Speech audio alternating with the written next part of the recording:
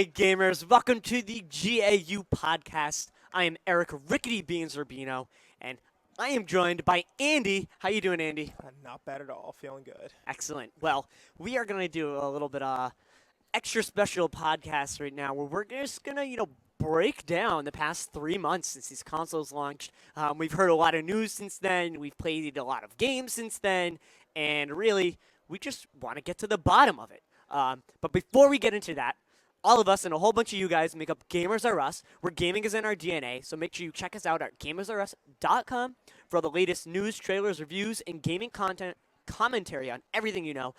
Make sure you like us on Facebook, follow us on Twitter, and all that good stuff. But we are coming out to you live from the Microsoft Store in Boston, Massachusetts on February 17th, 2014. Hey there.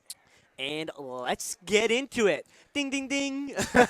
Yeah, round one, honestly. Okay, so we're going to be talking about next-gen consoles and its first 3 months. Yep. We've had a crazy launch. We've had people back and forth. The fanboys are still raging. It's still going strong. And you know what? Both my systems crash whenever the hell they want to. So I'll tell you that right now as somebody who's got both systems. Yep. Right now, I have to say I do love my PlayStation 4. But yeah. I will say the Xbox has some potential that I never thought possible. Thank you, Titanfall Beta. But that's just my side of it. So far, I'm going to say right now, if I had to pick a side, I think the PS4 is doing some fantastic things. The free games are going great. Outlast, games that people wouldn't even have the opportunity to play is what PS4 is doing for people. I don't see that kind of momentum from Xbox just yet. That's Andy. Well, you guys know, I host Sticks. I host the PlayStation show. I obviously love everything PlayStation. Born and bred PlayStation person. I have my PS4, my PS3, my PS Vita, and my PC all set up to be playing games at all times. I love my PS4. I think it is awesome. I think it does everything that the Xbox One does, but better. And, I mean, I will argue that a lot, but I want to make a point. I've been playing my PS3 a lot lately. I haven't picked up my PS4 just to play Outlast. It's kind of a dearth of games. I can't wait for Infamous, but I'm putting all my cards into the PlayStation basket on this one. Yeah. I just think it brings gamers games they never played. It brings gamers so many indie games. It gives gamers so many free games. It has voice chat. It does all the voice things that your Kinect does. It has Shyamalan options for twists. headphones. It has options for headphones to plug in, the speaker on the controller. I could go on. But I think that it's a better gaming machine. It's made for games. Yep. They thought about games when they built it. They knew what they wanted to do when they started it. At any kind of any point in time when they were talking about PlayStation 4, we are here for games, not entertainment. We're here for video games. That's how I feel every time I turn that system on. I'm still playing my PS3, and I feel like they've continued that that brand of being able to say we're here for video games. Yep. And that's the truth. You brought up a point saying that they gave people a chance to never play games they never had the chance to play before, and that's going to keep on going. Oh, yeah. Because we have PlayStation Plus that's giving away games every month. For free. Yeah, the lineup for PS3. Free. Yeah, for free. It just had the membership. The lineup on the Sony systems versus the Microsoft systems, it's a joke. Yeah. I can't even believe what we're getting. Remember Me, Payday, Blaze Blue, we got Street Fighter Cross Tekken, we got Outlast, Metro Last Light. Metro Last Light. I mean, we got $200 in games in a month. Don't starve. Don't awesome. starve. I mean, this is insane. So I can't expect Microsoft to either, just try to buckle down and give us the same stuff. But I just wish that they were considering the fact that Sony's making an impact here. That's how I feel. And their PS4 will continue that trend if they keep the gamer in mind. No doubt. I think that Microsoft, in a way, is definitely pushing this whole everybody can use this console thing. Right. So even from like Kinect Sports, you can get in front of your TV and flail your arms if you just had a Wii. So that's pretty similar to the Wii and stuff.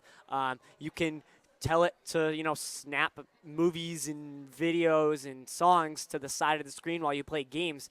But the way I see that is gamers don't want that. And it's a gaming console. What it comes down to it is a gaming console. They may call it the Xbox One because it's the one thing for everything, but really it does everything okay. If you wanted to watch videos, I would just recommend using a laptop, a PC that you already own. And if you want to play games, use your PS4. I also love the fact that PlayStation Now is a very real thing. Oof. It is very, very real. It's going to be here very soon, and I know we're talking about the past 3 months, but having this on the lineup, having know that I can jump into this come summer is huge. That's huge. It's huge. And It's a whole back catalog. It gives a reason for Xbox 360 gamers to pick up a PS4 because now they can play all the games they missed. Or a tablet or a PS Vita. Or, yep, anything. Now, I don't mean to keep on, going, oh, PlayStation, oh my God. But with the Xbox side of things, I'm realizing that this system does have a goal. Even being in the store, I realized that there are people who may not try games, and this gets them in here. This store gets people in here. I mean, we had a Killer Instinct tournament here randomly with 2 girls who've never touched a controller before, for God's sakes. I feel like the next generation of casual may come from Xbox, may come from the Xbox brand. There's nothing wrong with that. Everybody wins still. If you still have a casual idea in your head of people who need games to play that aren't us, it's something that Microsoft can provide. The hardcore crowd and the casual crowd, because Sony, not to sound mean to Sony, but they actually are forgetting the casual people in this industry. And we will become a minority again like we were back a few years ago before the Wii kind of hit that stride. It is something to think about. No, I definitely agree with that. I see, I just don't see the games on Microsoft's end that aim towards kids. Zoo Tycoon, Connect Sports. I just think they need a solid, indie cheap game lineup, kind of where your parents won't mind buying, a $10 game on there. In terms of games, the Microsoft has some great games. Titanfall looks awesome. I played it. It's amazing. That's still a hardcore game. That Dead Rising, still a hardcore game. Killer Instinct is pretty freaking hardcore. Yeah. God damn it, is that game hardcore? And I think it's in a way, Sony is catering to everything. What do I hear from my friends is, oh, I got a PS4. What game should I try? And I don't say Ghost, Battlefield. I say try Don't Starve. I say try Resogun. Yeah. I say try Outlast. You'll shit your pants. Yeah. It's like, and it's free. And it's free. That's it. I mean, so if you're gonna get what's a better thing if you're an adult gonna buy your kid a console, the one that gives them free games. Thank you. Even though they may not approve of all those games, you want the value of your system to be up front and center, and that's what I think we all need to see with our next-gen consoles. Now, Connect is where you see more value on the Xbox side of things. That's why it costs more. Yes. What do you think about it? Are you using it? Are you loving it? Are you hating it? What is it? My recent update for my Kinect has not satisfied me just yet. Okay. I had some issues before the patch went through. I really didn't feel as if the system was responding to any of my hand movements. Forget that. But I will tell the 2 things that impressed me the most is actually the Kinect, the Kinect workout, the sports fitness thing. That thing is ridiculously accurate. Like, you'll be shocked. My heart rate and all. I couldn't believe scary. It. I know, it's scary. But it's like this system's able to do so many amazing things, but we're going to jet ski. Yeah, right. We're gonna control it with our hands. Yeah, that's what got annoying. The voice commands that I feel can do very, very well are there. When that Kinect hears me, it's fantastic. It's magical almost. But that's where it ends. Yeah, and see, that's where it begins for me on the PlayStation side. Is if it only is working for voice, what are you losing buying a PS4? You can plug your headset that comes for free. You plug it in your controller, and you can say PlayStation. Go to or play this game. So PlayStation, start in this game. PlayStation, turn off. PlayStation, enter standby mode. You can do that, and those are the functions that I want my console to do. I don't want to say, hey, PlayStation, snap ESPN to the side so I have a half a screen. I just, I think in a side tangent of that, who the hell uses cable anymore? I'm working on that. Let's not go there now, honestly. Seriously. They kind of set themselves up not knowing really where technology is because they're boasting this Kinect is amazing and the camera is really cool. Yes. But the voice control is what they were touting. They weren't, you didn't hear that much about this heart rate thing. No. They were like, hey, you can talk to it. I can talk to my PS4. If you get the chance, I choose not to that much. Like, use the workout program on the Xbox. You will get a great workout. You'll be surprised. Like, screw the gym. And if you have everything with you, it accepts it all. Like, you just screw the gym. Just lift up your Xbox a lot. Just do power squats with your Xbox. No. Let's get a little jacked. So, yeah, at the 3-month mark, I still feel like the PS4 is ahead for the gamers. The Xbox is still making headway when it comes to... I wouldn't say it's bad. No, I wouldn't. No, not at all. I don't think anything's dying. I don't think anybody's getting killed here, but... Yeah. So far, it's still PS4 in the lead. All right. Well, Period. I mean, it's a general kind of consensus that, right now the PS4 has the lead. It has, they both have great games coming out in March. Titanfall on one hand. What's its face? Infamous Second Oh, wow, really? Infamous Second Son on the Yeah. other hand. But also, I'm interested in what other people are saying about graphics and stuff like that. You still have Thief running at a higher resolution. You still have Metal Gear Solid 5, Ground Zeroes running at a higher resolution. And that stuff needs to be panned out for the crowd who likes gaming. Casual all they want. They can casual all they want. The Wii did the casual. The Wii U's doing the casual. And you gotta hit my gamer base. You gotta hit that hardcore. And the funny thing is, Sony doesn't call them hardcore gamers. Sony calls them heavy gamers. Heavy gamers? Yep. That's We're the term. heavy gamers. Yeah, well, I didn't expect that. But,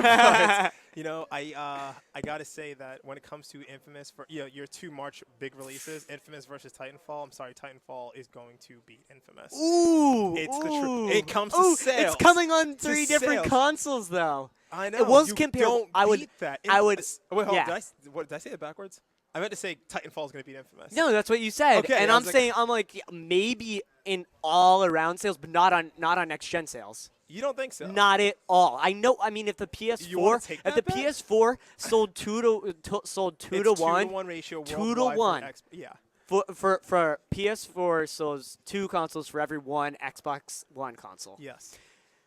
That alone, everybody who has a PS4 that I know is waiting for Infamous. That's Everyone. not everyone. And Everyone. I've seen Infamous' sales in the past, and I just Infamous is a long-term seller.